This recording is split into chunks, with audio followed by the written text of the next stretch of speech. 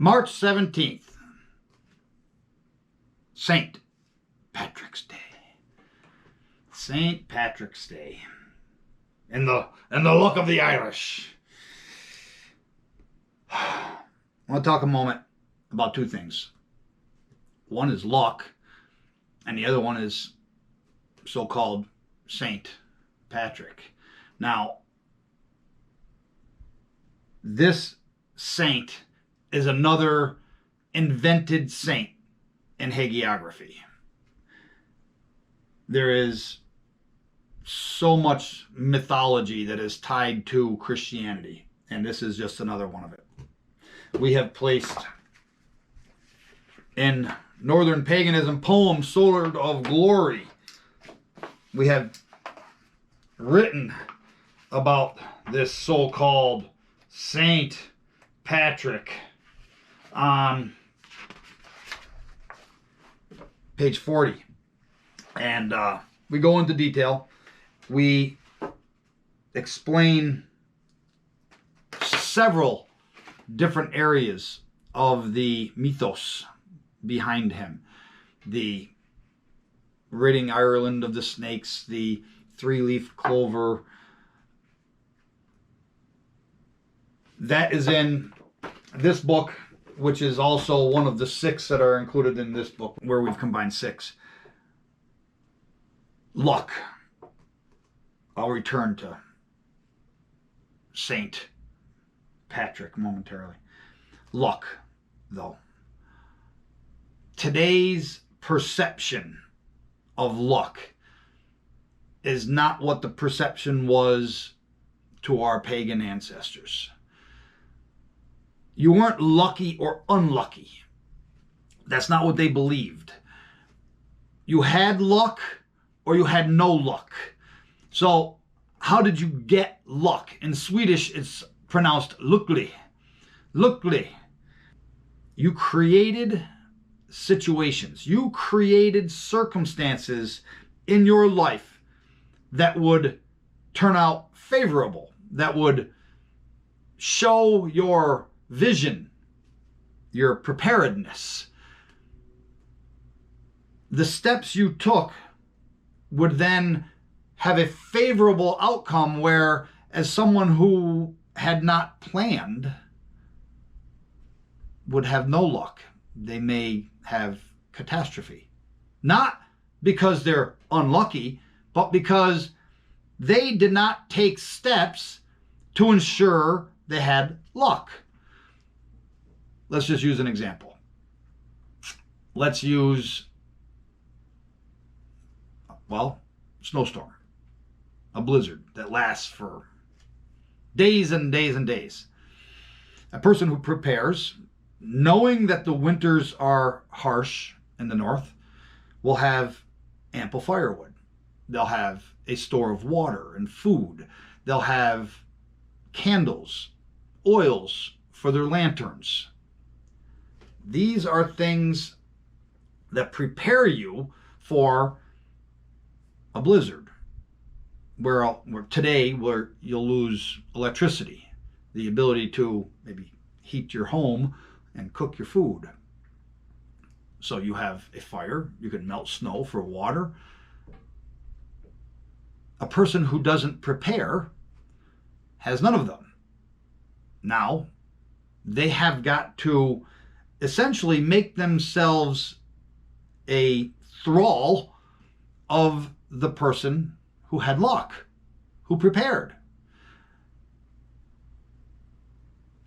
In these modern times, this equates to money. This equates to things happening around us politically and religiously. There is no such thing as being unlucky. Now you could say, well, wait a minute. The randomness of a lottery ticket, somebody who wins it got lucky. Well, they had to go buy that lottery ticket. See, there's different steps that lead up to a point. Now, why did they feel as though they had to buy that lottery ticket? Did they not take steps earlier in their life? So there's many different avenues to look at this, many different facets to examine it under. You don't see billionaires trying to buy lottery tickets. So I just wanted to point that out because luck has taken on a facet that it never had with Northern paganism. Luck, no luck. That's it. And you create your own luck. Now, the luck of the Irish. Well, it has been said, erroneously, that St. Patrick's Day is a celebration of Christianity ridding Ireland of all the pagans. That's not true. That's not true. If that was the case, then that would be the modus operandi for the Catholic Church, for Christianity in general, for every single country. They would have a holiday dedicated to the saint for every pagan forced conversion of the country. And it's not there. St. Patrick's Day replaces something that is pagan in celebration. And it's in our book, Sword of Glory, Northern Paganism, Poems, Sword of Glory. So what does the Catholic Church write about this? I have a book, Catholic Customs and Traditions.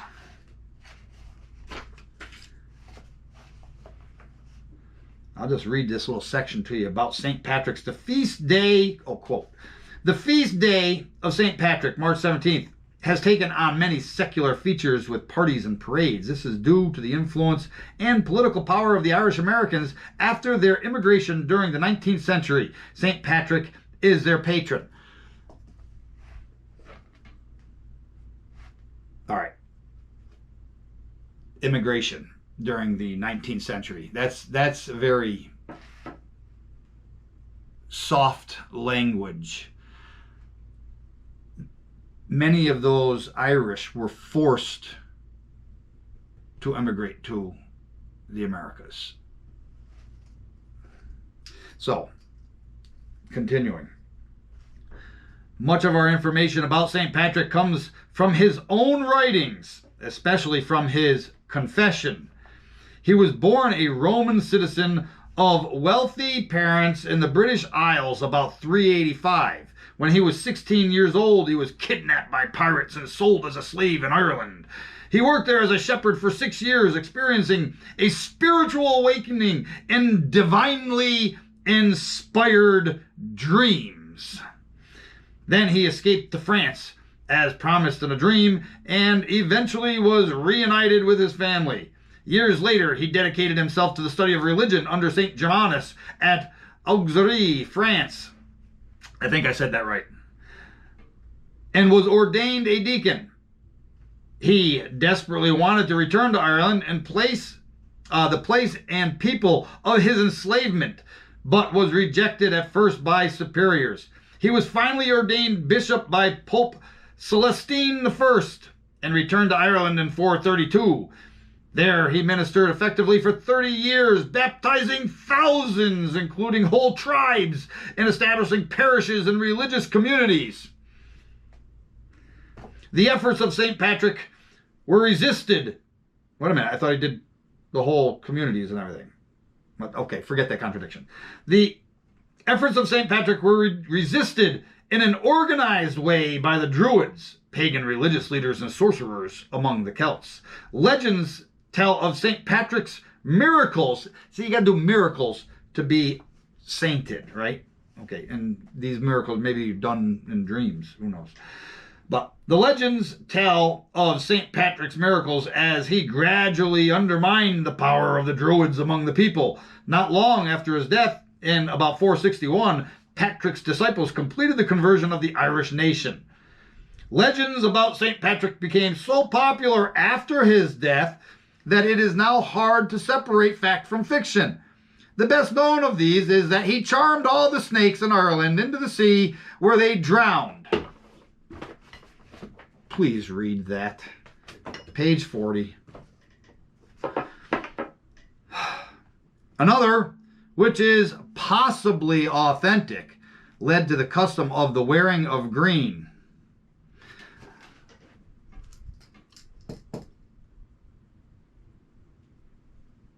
The pagans didn't wear green with the Fae and the forest people. Oh, wait a minute. That's right. The Catholic Church said that the Fae were evil and that they were going to kidnap little children if they wore green and sweep them away into the woods where they would never be seen by their parents again. So I forgot that part. Okay. They didn't write that. I was just remembering that. Okay. So anyways, another, which is possibly authentic, led to the custom of the wearing of the green on March 17th. Patrick used the 3-leaf green shamrock to explain the mystery of the Trinity. Each of the 3 leaves represented the Father, Son, and Holy Spirit. Hogwash. The stem represented the Godhead from which the 3 proceeded. So when we have the Triskele, when we have the maiden, mother, and elderly, which people call crone, and we have the 3 cycles of the bear, those 3 which existed for tens of thousands of years, especially with maiden, mother, elderly, all of a sudden you have this invented saint come in and pick up a 3-leaf clover and say, let me explain to you something about a Trinity, maiden, mother, elderly. That's interesting. Very much so. The shamrock. Oh, wait a minute. They're gonna go maybe into some honesty here. The shamrock had been used at the time of St. Patrick in Celtic fertility rituals. It was symbolic of 3 goddesses. Its leaves were ritually burned and the ashes sprinkled over fields to provide good crops. Secular observance of St. Patrick's Day began in Boston in 1737 by Protestants to benefit the needy of Irish blood.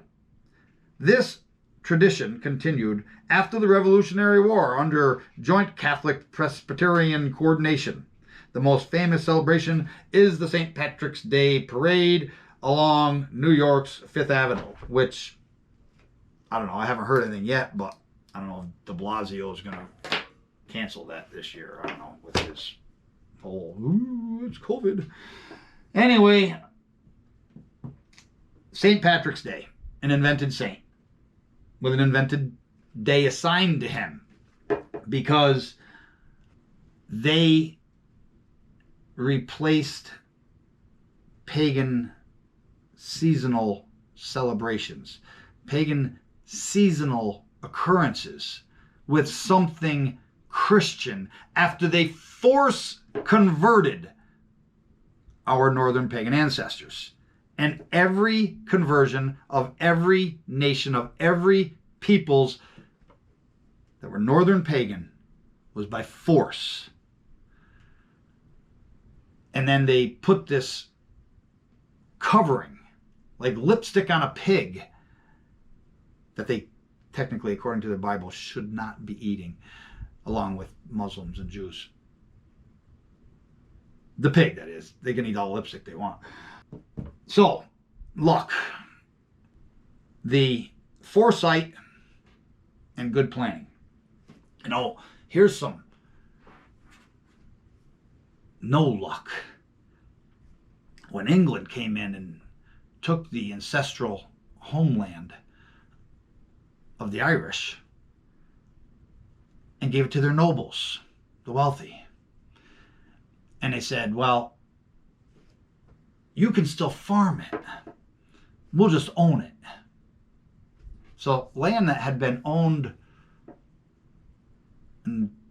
through the generations was now no longer owned by them.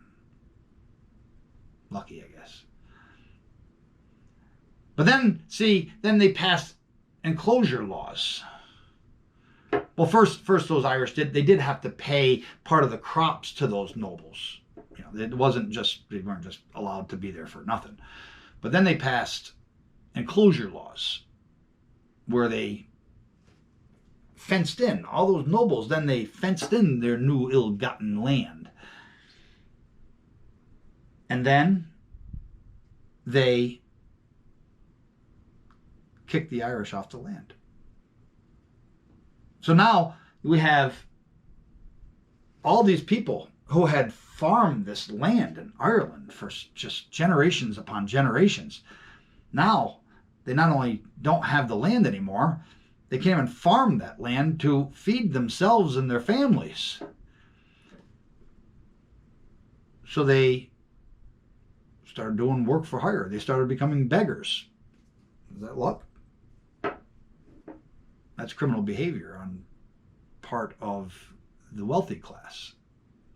Stealing the land and then making a criminal element. So now, children are engaged in hard labor, begging on street corners. Guess what happened? Guess what happened to these people who were made criminals because they were evicted from their own land?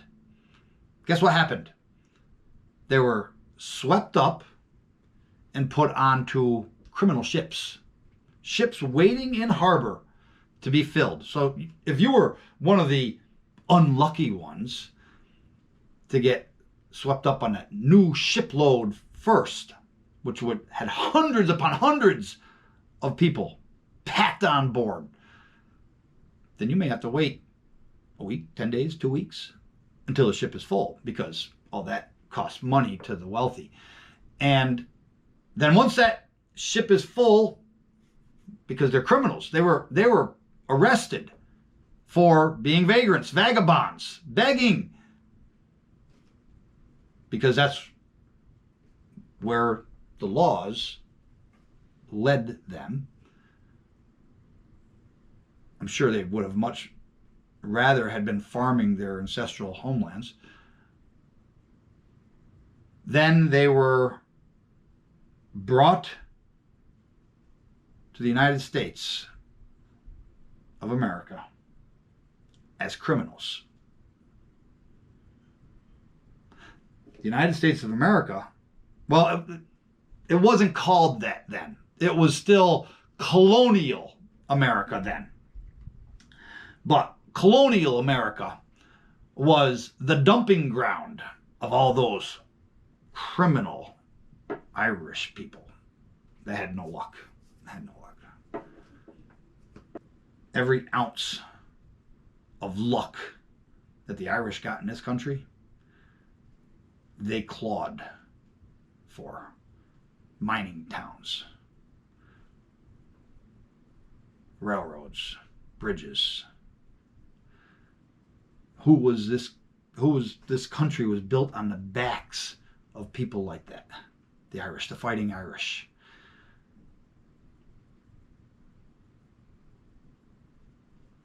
So then, Revolutionary War. Well, George Washington looks out his window and says that he looks upon a moral and virtuous people. Well, according to England, he was looking out his window at just a bunch of slaves, white slaves, who are criminals, who were dumped here because, well, he didn't want them kicking around England or Ireland. He didn't want them seen. So he sent the white slaves over here. Then we engage in that Revolutionary War, and, well, we become the United States of America. Now, we also have what's called the Potato Famine. That was another fiasco that was done to Ireland.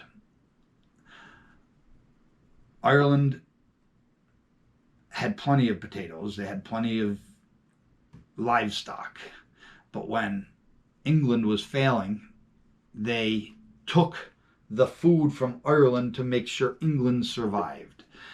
And this created a famine. Just like the created famine of the Holodomor that Stalin did with Ukraine. There was a created famine. And so what happened? Well, you're starving. Your family's starving. And, well, I know what happens. This is due to the influence and political power of the Irish Americans after their immigration during the 19th century. St. Patrick is their patron. Really. A wealthy guy from Rome is the patron of the Catholics. I find that ironic in light of everything the wealthy did to the Irish. So that is the difference between luck and no luck. There's no such thing as unlucky. You create your future. You create where you go in life and how prepared you are. And